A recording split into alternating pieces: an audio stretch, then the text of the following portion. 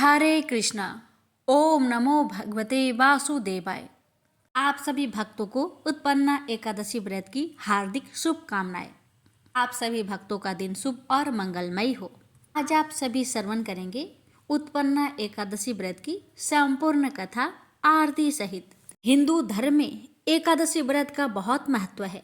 मान्यता है कि इस दिन व्रत रखने से भगवान विष्णु प्रसन्न होते हैं और वहीं अपने भक्तों की हर प्रकार के कष्टों से मुक्त कराते हैं।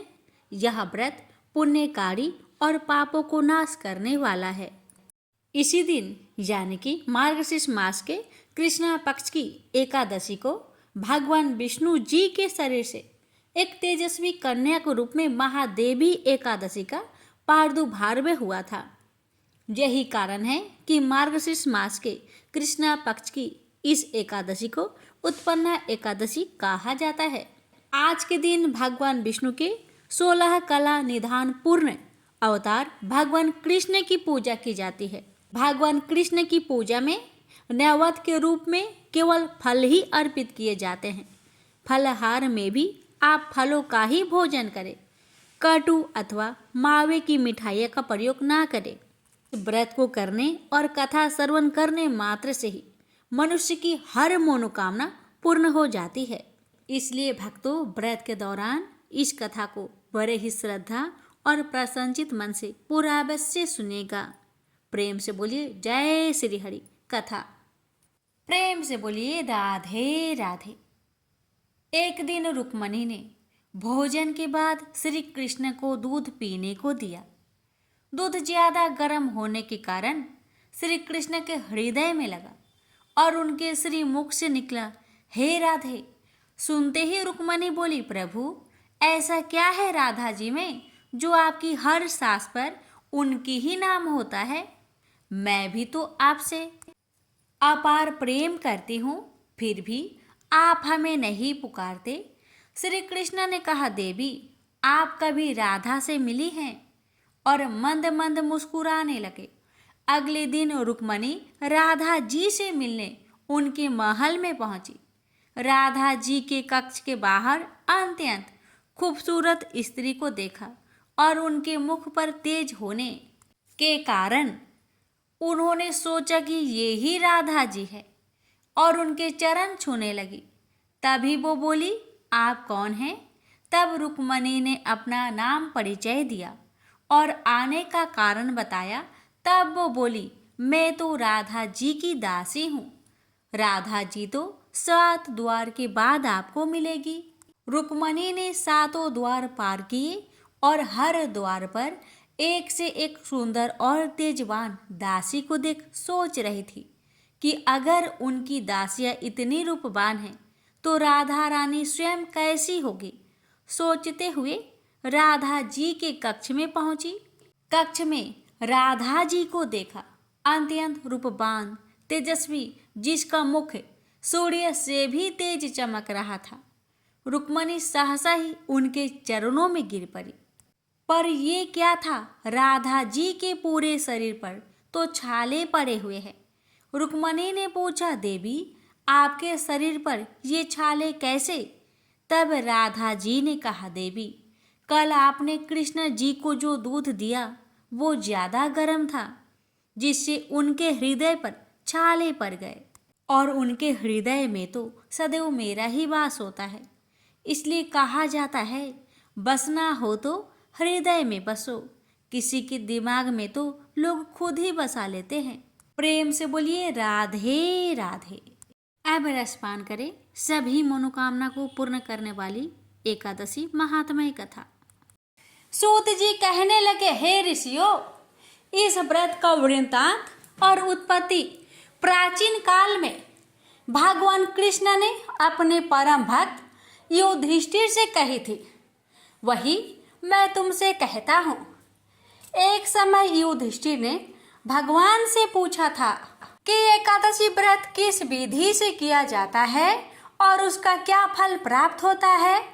उपवास के दिन जो क्रिया की जाती है आप कृपा करके मुझसे कहिए। यह वचन सुनकर श्री कृष्ण कहने लगे, हे युधिष्ठिर, मैं तुमसे एकादशी के व्रत का महात्म्य कहता हूँ, सुनो। सर्वप्रथम हेमंत ऋतु में मार्गशीर्ष कृष्ण एकादशी से इस व्रत को प्रारंभ किया जाता है। दशमी को सायंकाल भोजन करने के बाद अच्छी प्रकार से दातुन करे ताकि अन्न का अंश मुंह में रह न जाए। रात्रि को भोजन कदापि ना करे, न अधिक बोले। एकादशी के दिन प्रातः 4 बजे उठकर सबसे पहले व्रत का संकल्प करे। इसके पश्चात शौच आदि से निवृत्त होकर शुद्ध जल से स्नान करे। व्रत करने वाला चोर, पाखंडी, पर स्त्रीगामी, निंदक, मिथ्याभाषी तथा किसी भी प्रकार के पापी से बात ना करे। स्नान के पश्चात धूप, दीप, नैवेद्य आदि 16 चीजें से भगवान का पूजन करे और रात को दीपदान करे। रात्रि में सोना या प्रसंग नहीं करना चाहिए। सारी रात भजन कीर्तन आदि करना चाहिए। जो कुछ पहले जाने अनजाने में पाप हो गए हो उसकी क्षमा मांगनी चाहिए। धर्मात्मा पुरुषों को कृष्ण और शुक्ल दोनों पक्षों की एकादशियों को समान समझना चाहिए। जो मनुष्य ऊपर बताई हुई विधि के अनुसार एकादशी का व्रत करते हैं उन्हें शंखो द्वार तीर्थ में स्नान करके भगवान के दर्शन करने से जो फल प्राप्त होता है वह एकादशी व्रत के 16वें भाग के भी समान नहीं है। व्यतिपात के दिन दान देने का 1 लाख गुना फल होता है। संक्रांति से 4 लाख गुना तथा सूर्य चंद्र ग्रहण में स्नान दान से जो पुण्य प्राप्त होता है वही पुण्य एकादशी के दिन व्रत करने से मिलता है।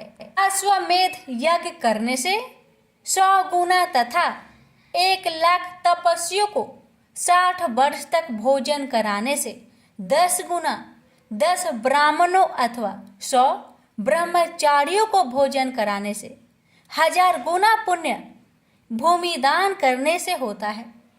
उससे 1000 गुना पुण्य कन्यादान से प्राप्त होता है। इससे भी 10 गुना पुण्य विद्यादान करने से होता है।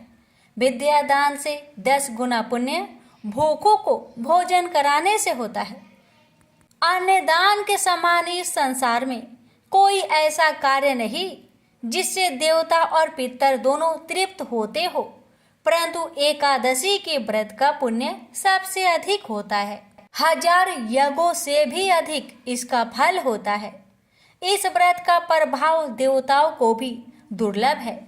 रात्रि को भोजन करने वाले को उपवास का आधा फल मिलता है और एक दिन में एक बार भोजन करने वाले को भी आधा ही फल प्राप्त होता है। जबकि निर्जल व्रत रखने वाले का महात्म्य तो देवता भी वर्णन नहीं कर सकते। युधिष्ठिर कहने लगे कि हे भगवान, आपने हजारों यज्ञ और लाख गौदान को भी एकादशी व्रत के बराबर नहीं बताया, सो यह तिथि सब तिथियों से उत्तम कैसे हुई बताइए। भगवान कहने लगे, हे युधिष्ठिर, सतयुग में मोर नाम का दैत्य उत्पन्न हुआ। वह बड़ा बलवान और भयानक था।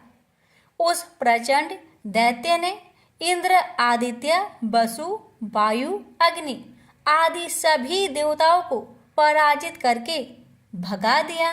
तब इंद्र सहित सभी देवताओं ने भयभीत होकर भगवान शिव से सारा वृत्तांत कहा और बोले, हे कैलाशपति, मोर दैत्य से भयभीत होकर सब देवता मृत्यु लोक में फिर रहे हैं। तब भगवान शिव ने कहा, हे देवताओं, तीनों लोकों के स्वामी, भक्तों के दुखों का नाश करने वाले भगवान विष्णु की शरण में जाओ। वे ही तुम्हारे दुखों को दूर कर सकते हैं। शिव जी के ऐसे वचन सुनकर सभी देवता क्षीर सागर में पहुंचे। वहां भगवान को शयन करते देख हाथ जोड़कर उनकी स्तुति करने लगे कि हे देवताओं द्वारा स्तुति करने योग्य प्रभु, आपको बारंबार नमस्कार है। देवताओं की रक्षा करने वाले मधुसूदन, आपको नमस्कार है। आप हमारी रक्षा करें। दैत्यों से भयभीत होकर हम सब आपकी शरण में आए हैं। आप इस संसार के कर्ता, माता, पिता, उत्पत्ति और पालन करता और संहार करने वाले हैं। सबको शांति प्रदान करने वाले हैं। आकाश और पाताल भी आप ही है। सबके पितामह ब्रह्मा, सूर्य, चंद्र, अग्नि, सामग्री, होम, आहुति, मंत्र, तंत्र, जप, यजमान, यज्ञ, कर्म, कर्ता, भोक्ता भी आप ही हैं। आप सर्वव्यापक हैं। आपके सिवा तीनों लोकों में चर तथा अचर कुछ भी नहीं है। हे भगवान, दैत्य ने हमको जीतकर स्वर्ग से भ्रष्ट कर दिया है और हम सब देवता इधर उधर भागे भागे फिर रहे हैं। आप उन दैत्यों से हम सबकी रक्षा करें। इंद्र के ऐसे वचन सुनकर भगवान विष्णु कहने लगे कि हे इंद्र, ऐसा मायावी दैत्य कौन है जिसने सब देवताओं को जीत लिया है? उसका नाम क्या है? उसमें कितना बल है और किसके आश्रय में है तथा उसका स्थान कहाँ है? ये सब मुझसे कहो। भगवान के ऐसे वचन सुनकर इंद्र बोले, भगवान, प्राचीन समय में एक नाड़ी जंघ नामक राक्षस था। उसके महापराक्रमी और लोक विख्यात मोर नाम का एक पुत्र हुआ। उसकी चंद्रावती नाम की नगरी है। उसी ने सब देवताओं को स्वर्ग से निकालकर वहां अपना अधिकार जमा लिया है। उसने इंद्र, अग्नि, वरुण, यम, वायु, ईश, चंद्रमा, नैऋत आदि सबके स्थान पर अधिकार कर लिया है। सूर्य बनकर स्वयं ही प्रकाश करता है, स्वयं ही मेघ बन बैठा है और सबसे अजय है। हे असुर निकंदन, उस दुष्ट को मारकर देवताओं को अजय बनाइए। यह वचन सुनकर भगवान ने कहा, हे देवताओं, मैं शीघ्र ही उसका संहार करूंगा। तुम चंद्रावती नगरी जाओ।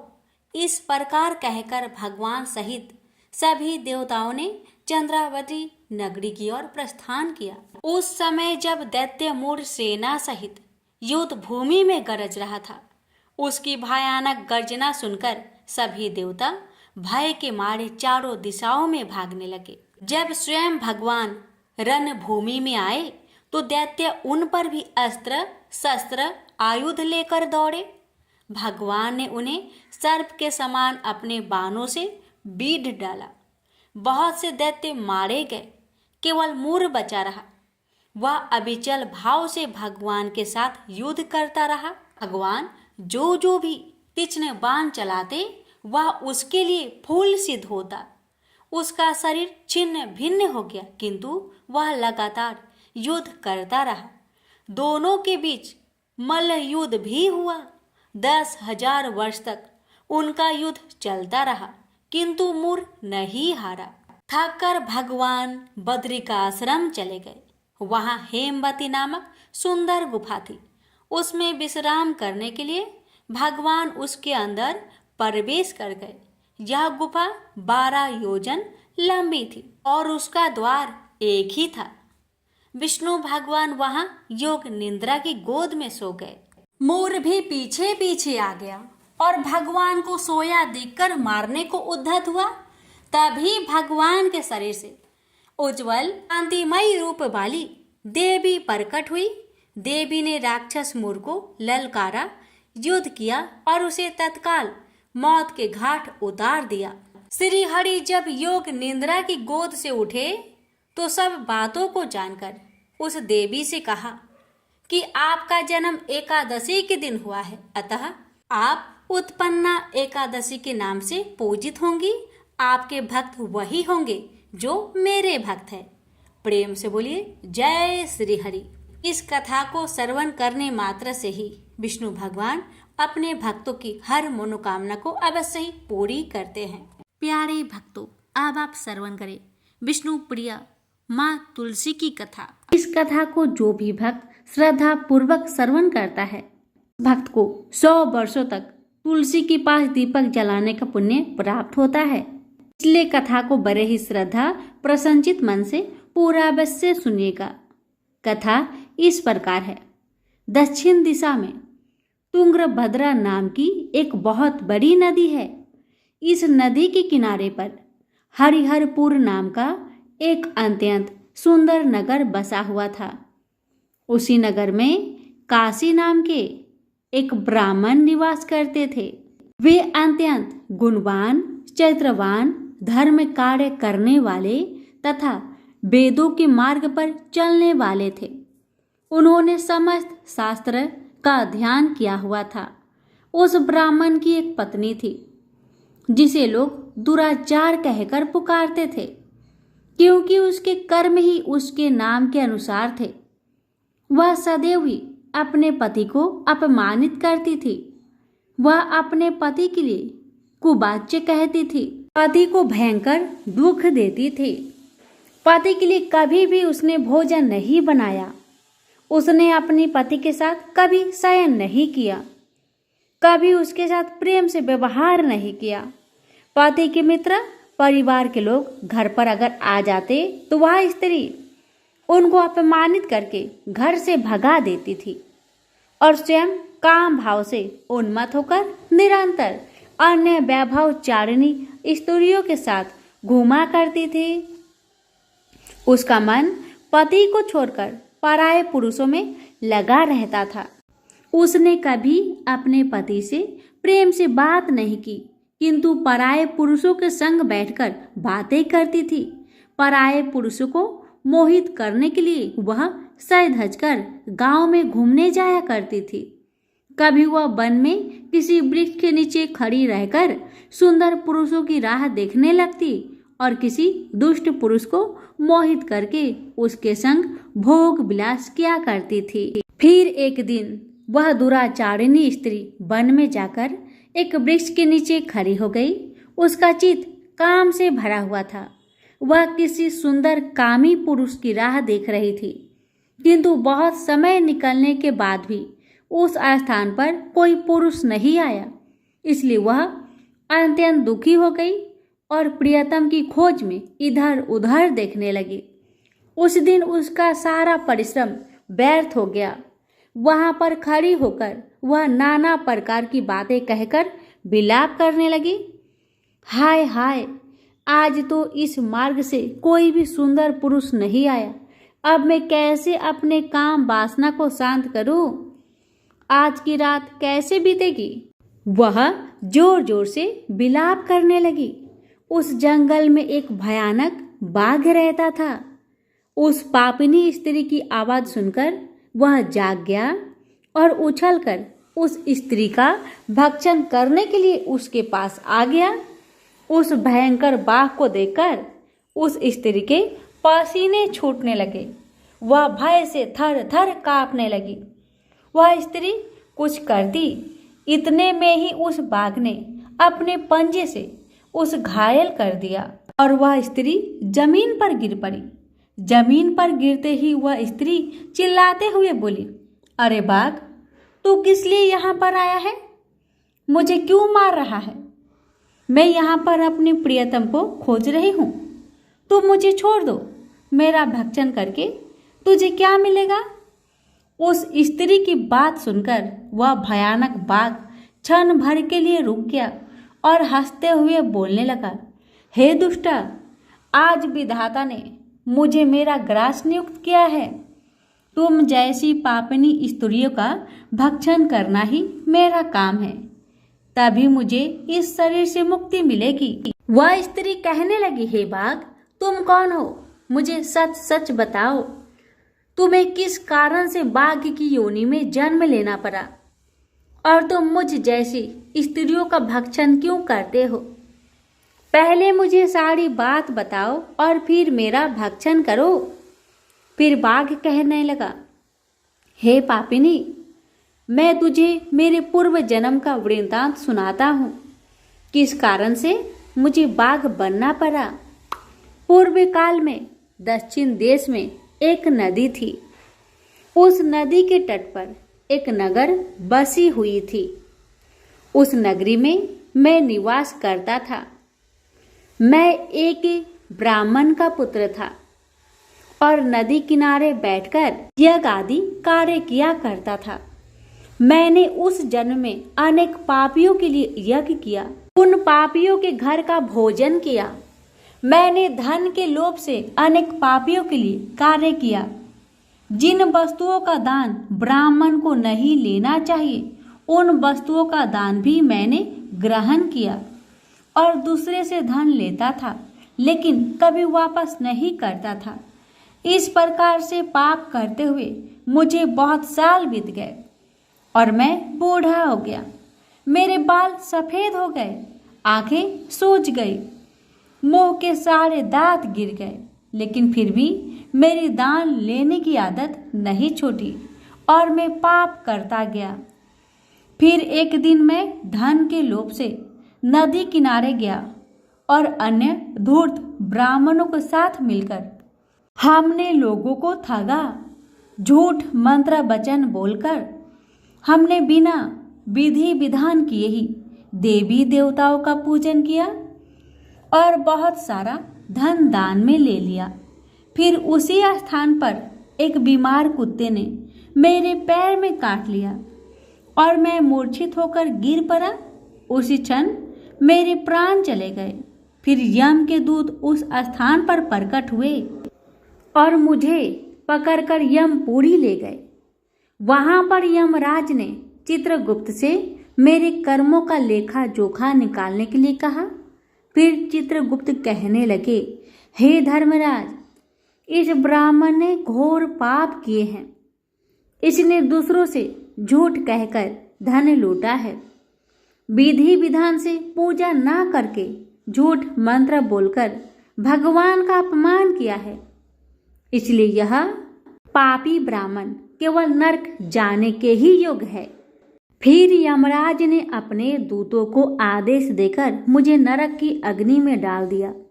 अनेक वर्षों तक नरक की सजा भोगने के बाद मुझे बाघ का शरीर प्राप्त हुआ और मैं इस दुर्गम वन में निवास करने लगा। मैं अपने पूर्व जन्म के पापों को याद करके कभी महात्मा, साधु पुरुष, सती स्त्रियों का भक्षण नहीं करता हूँ। मैं केवल पापी, दुराचारी तथा उल्टा स्त्रियों का ही भक्षण करता हूँ ताकि मुझे पाप से मुक्ति मिल जाए। इस प्रकार से उस बाघ ने अपने पूर्व जन्म का वृत्तांत सुना दिया और उस स्त्री से कहने लगा कि हे पापिनी, तेरे आचरण से तू उल्टा दिखाई पड़ती है। अपने पति को छोड़कर तू इस वन में अन्य पुरुष के साथ भोग विलास करने के लिए आई है, इसलिए आज तू मेरा ग्रास अवश्य बनेगी।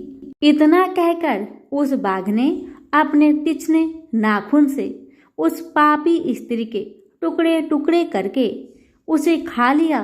फिर उस स्थान पर यम के दूत प्रकट हुए और उस पापनी स्त्री को उठाकर यमपुरी ले गए। वहां पर उसे यमराज के सामने खड़ा किया गया।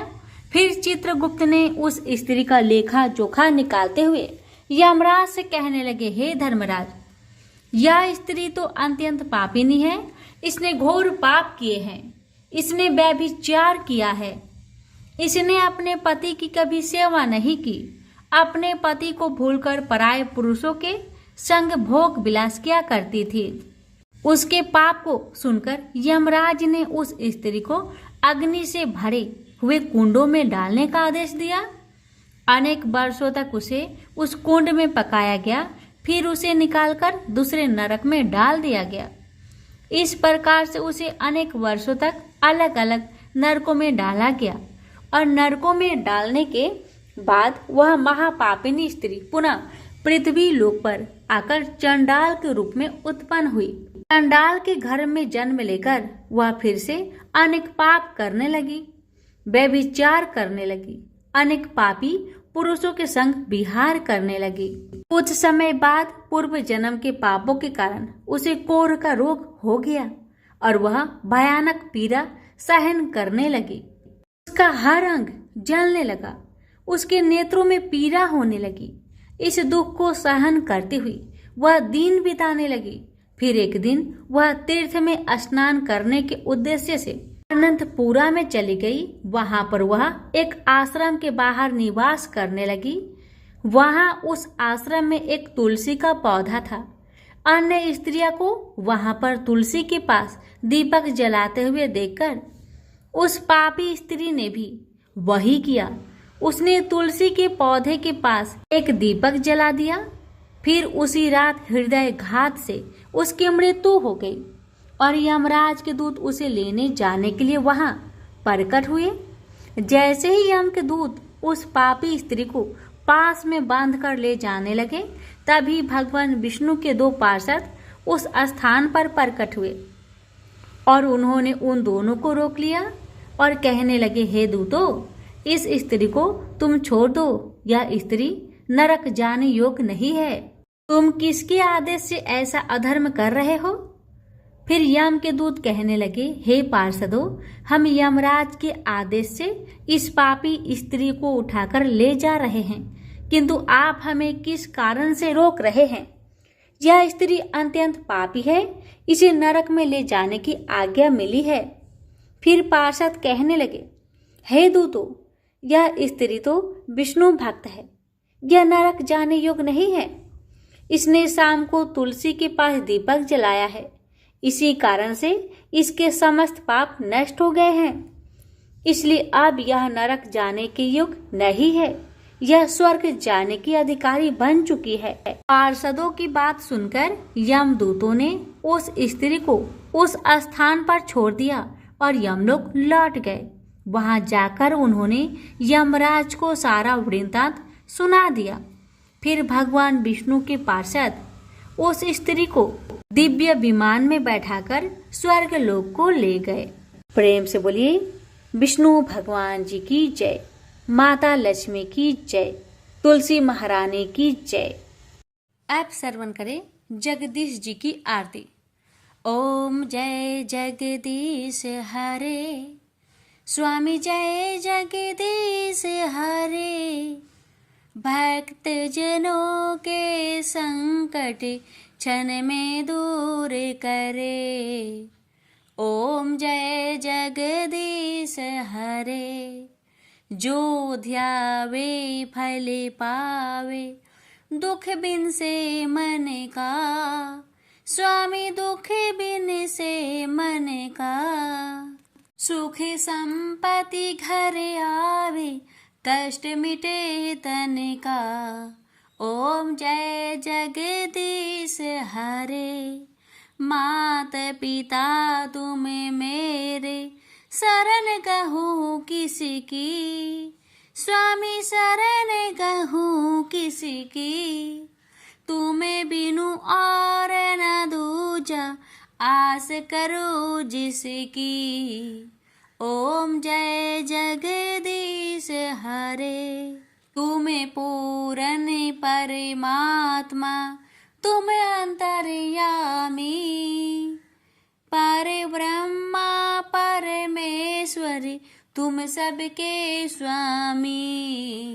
ओम जय जगदीश हरे। तुम करुणा के सागरी, तुम पालन करता। मैं मूरख खल कामी, कृपा करो भरता। ओम जय जगदीश हरे। तुम हो एक अगोचरी, सबके प्राणपति। प्रभु सबके प्राणपति। किस विधु मिलू दया मिली, तुमको मैं घूमती। ओम जय जगदीश हरे। इन बंधु दुख हरता, तुम ठाकुर मेरे। प्रभु तुम ठाकुर मेरे। अपने हाथ उठा द्वार पर आते रे। ओम जय जगदीश हरे, विषय विकार मिटाओ, पाप हरो देवा। श्रद्धा भक्ति बढ़ाओ, संतन की सेवा। ओम जय जगदीश हरे। तन मन धन और संपत्ति सब कुछ है तेरा, प्रभु सब कुछ है तेरा। तेरा तुझको अर्पण क्या लागे मेरा। ओम जय जगदीश हरे। जगदीश्वर जी की आरती जो कोई नर गावे, कहते शिवानंद स्वामी मनवांछित फल पावे। ओम जय जगदीश हरे। प्रेम से बोलिए विष्णु भगवान की जय। अब श्रवण करते हैं एकादशी माता की आरती। ओम जय एकादशी, जय एकादशी, जय एकादशी माता। विष्णु पूजा व्रत को धारण कर शक्ति मुक्ति पाता। ओम जय एकादशी माता, तेरे नाम गिनाऊं देवी भक्ति प्रदान करने। गण गौरव की देनी माता शास्त्रों में बरनी। ओम जय एकादशी माता, मार्गशीर्ष के कृष्णा पक्ष की उत्पन्ना विश्वातारिणी जन्मी। शुक्ल पक्ष में हुई मोक्षदा मुक्तिदाता बनाई। ओम जय एकादशी माता, पौष के कृष्णा पक्ष की सफला नामक है। शुक्ल पक्ष में होए पुत्रदा आनंद अधिक रहे। ओम जय एकादशी माता, नाम सटटिला माघ मास में कृष्ण पक्ष आवे। शुक्ल पक्ष में जया कहावे, विजय सदा पावे। ओम जय एकादशी माता, विजया फाल्गुन कृष्ण पक्ष में शुक्ल आमल की। पाप मोचनी कृष्ण पक्ष में चैत्र महाबली की।